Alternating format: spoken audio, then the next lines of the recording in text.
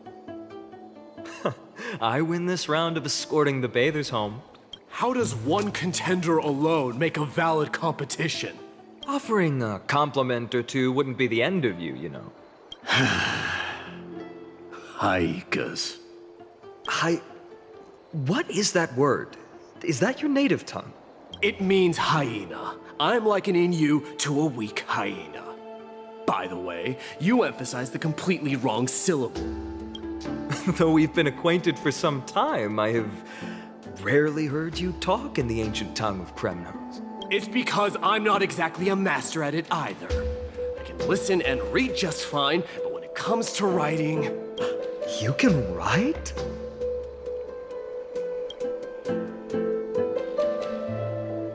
You speak as if you don't have a brain. That was in jest. I understand. After all, you spent all your childhood wandering far from home. Worry about yourself first, deliverer. You also never mention your hometown, apart from when you need to introduce yourself. Well, it's because there isn't much to say. Ides Elysiae is simply a tiny village that disappeared many years ago in the flames of war. The only times I get to see it are in my dreams, and in the trial from the Lance of Fury. I knew it. Yes, I saw it all. Ides Elysiae ablaze with everyone. My family, friends, and my kin, lying in a sea of flames. A blood-red half-sun hung in the sky, just like on that day. And before my eyes, that murderer killed Cyrene.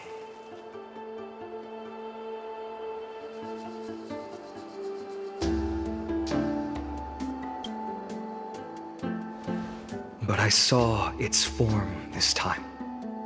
A black cloak, an eerie mask, and a broken giant sword that carried an ominous aura. I fought it in the trial. But even though I've been fighting, improving, and resolutely getting stronger all this time, I still couldn't defeat it. You were blinded by hatred and almost lost yourself in that trial. That's right. And that's why I am truly thankful to you, Mightymouse. You finally picked up some manners. Better late than never. Then what about you, Mighty? What did you see in that trial? What do you fear? There is no word for fear in the Kremnoan language. I'm getting the feeling that your language has no words at all. But to answer your question, I saw Akuma in the trial. As well as... my old comrades, Hephaestion, Perdiccas, Ionius, Ptolemy, and Possesta. Ever since I returned from the Sea of Souls, these five have been by my side. We faced life and death together during our days in exile. Those 10 years were arduous, yet filled with moments worth treasuring. Each night, we would gather by the campfire, savoring honey brews and singing our hearts out. The wind in the wilds of Amphorius smelled like rust. Hephaestion would always tease me about adding goat milk to the honey brew, claiming I ruined the blood-red color of the drink. He had a scrawny figure, but was a relentless force on the battlefield, dispatching foes without so much as a blink. Perdiccas was an expert in concocting medicines, delving into all those strange folk remedies. Ionius was a swift runner, and our most reliable messenger. Ptolemy was a real bookworm, always spouting off in chapters and verses. When we left Kremnos, he made off with a stack of ancient tomes from the Grand Library. Not like it mattered, as my family owns the library. And then there was Possesta. He was the silent type, but a truly masterful musician. This is the first time I've heard you mention these 5. And their names. They died on the battlefield before the Kremnoan detachment managed to join Akuma. Perdiccas was the first to go. He was shot in the stomach by a poisonous arrow from the people of Ladon in the 2nd month of cultivation. In the end, his remedies mended all but himself.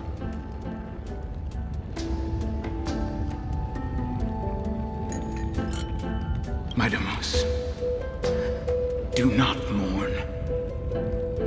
I have achieved honor by bestowing a noble death upon the enemy. Leonius died in the 5th winter. Idonia's snowstorm lasted 3 full months. On the night of the fiercest storm, our foes launched their assault. Idonia. Is that the city Castorus used to live in? Yes.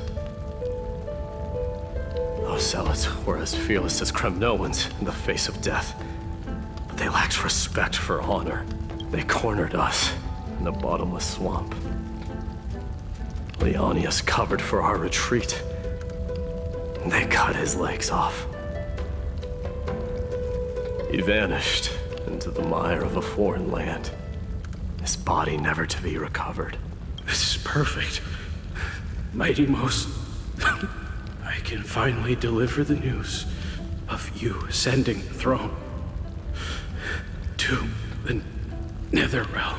20 dusks later, we finally breached the walls of Idonia and entertained the usurper's plea for peace. However, the rebels refused to surrender and set up an ambush within the city. Ptolemy and his cavalry met their end before they could even relish our triumph. Those obelisks that collapsed after being set on fire became their final resting place. My Demos, please tell my family. It was not cunning schemes that vanquished Ptolemy, but the immense weight of Amphorius' entire history.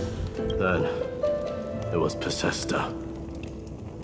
He lured the enemies into the city of Aeneonis with his melodies, buying us invaluable time. Our enemies, consumed by indignation when they discovered the trick, set the entire city and my soldiers on fire. His final words were recorded on a small clay tablet, fractured by the flames. My Demos, don the crown. And at last, my most trusted friend, Hephaestion. He was supposed to stand by my side through it all. But a sudden relapse of his illness hit him on the eve of my duel against my father. He hid his condition from me. By the time I returned victorious, he had but a breath left in him. A Kremnoan, dying on a sick bed. I would be a laughingstock to everyone. Hephaestion, my dear friend, spare your strength. I'll go get a physician. No need. Even if Perdiccas were here, he couldn't stop destiny from taking me away. No! None can take you away.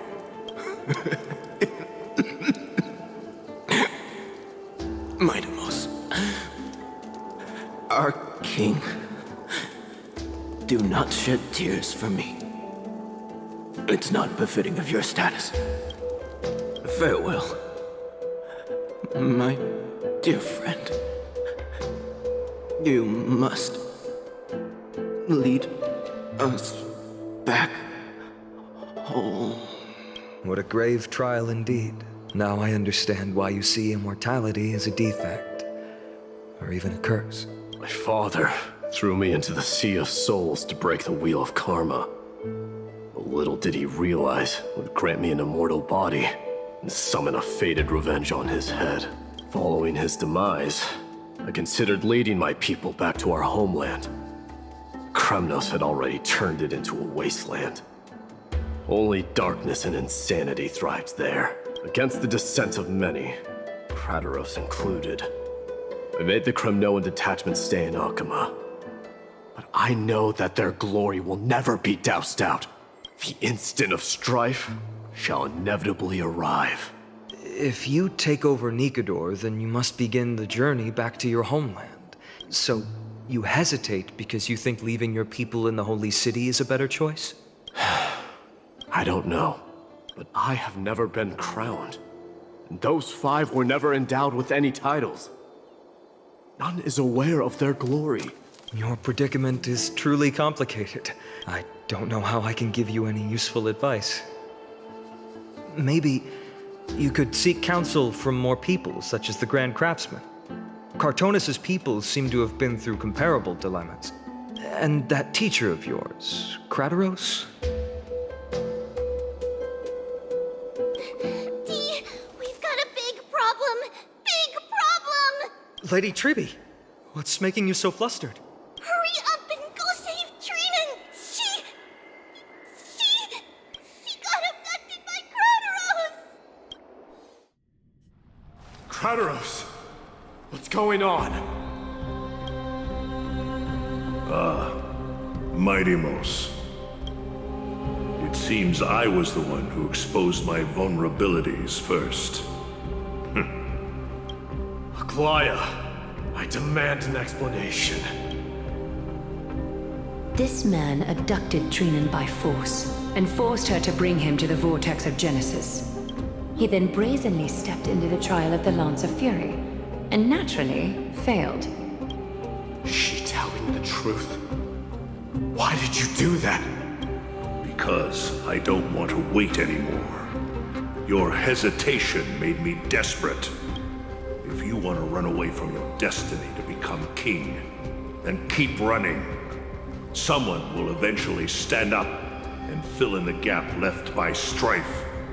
Then they will lead our people home. Age has blinded you, teacher.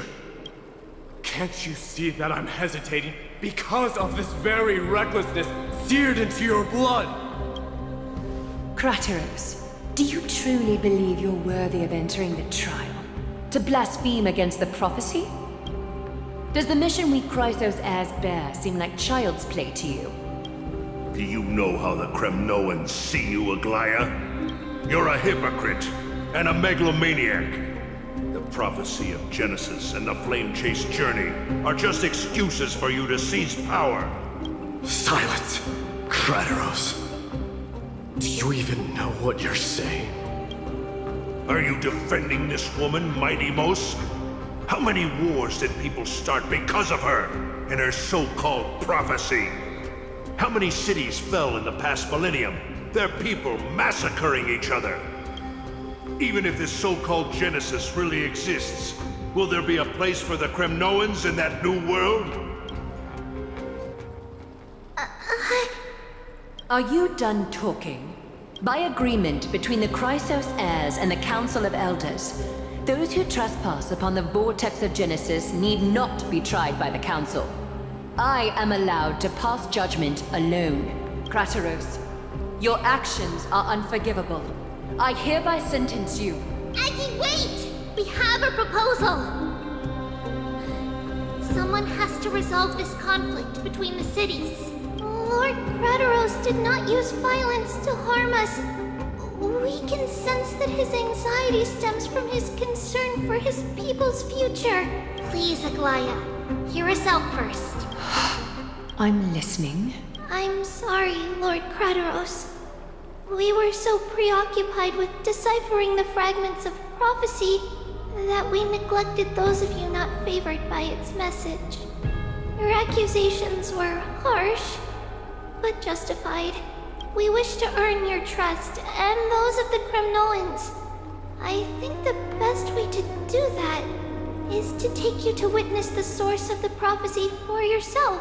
How are you going to show me something that has no form? You've heard about that Outlander, right?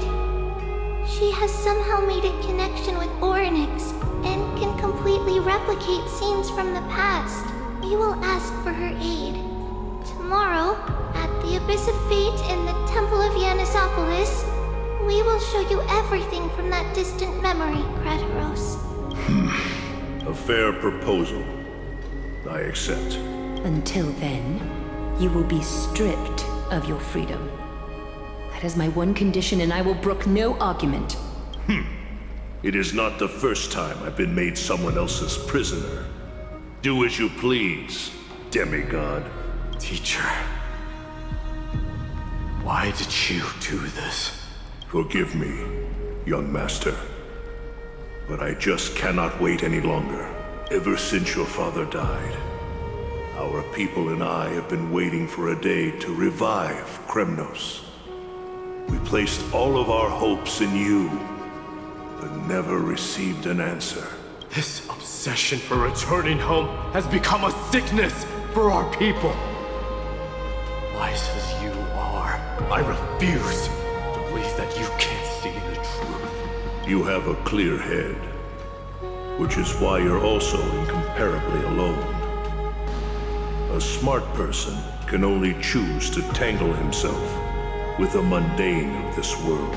If you're truly capable of leading our people beyond this blood-stained fate, then prove it to me once more, Mighty Mos, just as you did back then.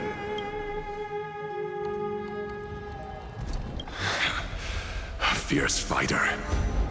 I did not expect such heroism from a feeble Aquaman. Fulfill your duty as the victor, warrior, and tell me your name. I seek an honorable death from you. As if you have any honor! Listen closely. I am the leader of the Kremnoan detachment, Mighty Mos. I'm here to finish you, father. It's you. The beast spurned by all. So you did defy death. The prophecy was true. You will bring an end to my Kremnoan dynasty. Defy? You're wrong. Death fears me. It's the reason I have this body of steel. As for you, you already stand at death's door, father. You were the one who threw me into the Sea of Souls. The one who tried in vain to enslave a Titan. And the one who desecrated the body of a god. Aegis! You're a weak king. So weak that even the lowliest hyena is a more noble existence than you. And now, fate's reckoning is upon you. Then swing your blade. Take my crown. Coronate yourself with an old king's blood and inherit it all. Become the new rightful king of Kremnos. No. I don't want the crown. Listen. There's only one end for the kings of Kremnos. Then the crown means nothing to me. All I want is your life. To avenge Mother and my comrades. But the walls of Kremnos won't fall with me. Do you truly think you can escape fate's grasp, my son? You and I, we're both the same. We feast on strife and fear. Now kill me! The son of Gorgo is destined to be crowned in blood!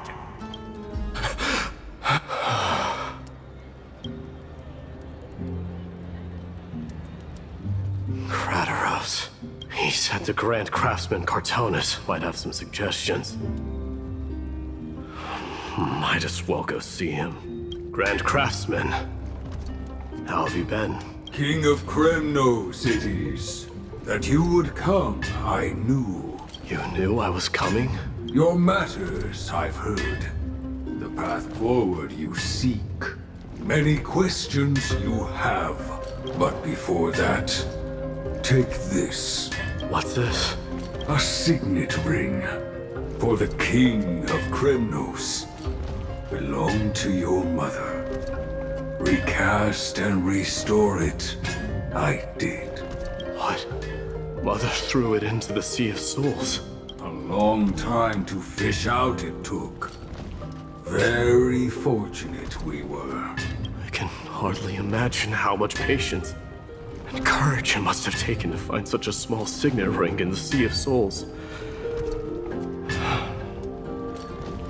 I owe you one. Gratitude there is no need for. Repayment for saving me, this is. Questions you bring with you. Ask now. Fate I've always denied has finally caught up to me. By all rights, I should accept Strife's authority. It would make everyone happy. The Chrysos heirs, the Council of Elders, the Kremnoans. Even the bards who will write it all into song. Yet hesitate still you do. Hesitate, why do you, young king? Because of my people.